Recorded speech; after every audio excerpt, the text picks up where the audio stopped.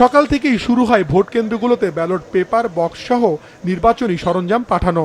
রাজধানীর 2131টি কেন্দ্রের মধ্যে বেশিরভাগ জায়গায় সন্ধ্যার আগেই পৌঁছে যায় সরঞ্জাম।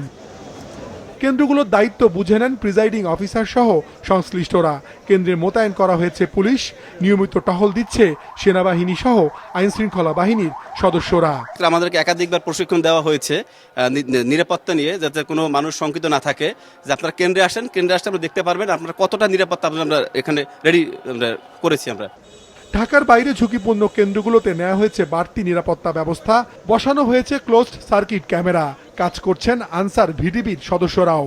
আমরা এই ডেভেলপমেন্ট প্ল্যানটি চূড়ান্ত করেছি। ঝুঁকিপূর্ণ কেন্দ্রসমূহের জন্য আমাদের আলাদা করে আমরা প্ল্যান তৈরি করেছি যে কীভাবে কোনো একটা সমস্যা হলে কিভাবে এটি নিয়ন্ত্রণ করা হবে।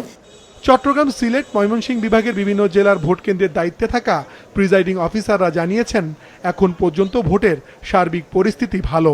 পুলিশ এবং আনসার বিডিপির উপস্থিতিতে মালামাল আমরা রিসিভ করেছি। আশা করি কালকে একটা সুন্দর সুষ্ঠু একটা নির্বাচন আমরা উপহার দেব। এদিকে খাগড়াছড়ি, দীঘিনালা ও লক্ষ্মীছড়ি উপজেলার 3টি ভোট কেন্দ্র সহ দুর্গম এলাকাগুলোতে গতকালই পাঠানো হয়েছে নির্বাচনী সরঞ্জাম। দায়িত্ব বুঝে নিয়েছেন সংশ্লিষ্টরা। বিভিন্ন নিরাপত্তা বলয় সৃষ্টি করা হয়েছে, যেখানে আমাদের সেনাবাহিনী, তারপরে আমাদের আইন শৃঙ্খলা বাহিনী, বিজিবি, তারপরে পুলিশ, যে স্ট্যাকে এবং মোবাইল ফোর্স রয়েছে, তারা সার্বক্ষণিক নিরাপত্তার সাথে সেই দায়িত্ব দেখভাল করছে।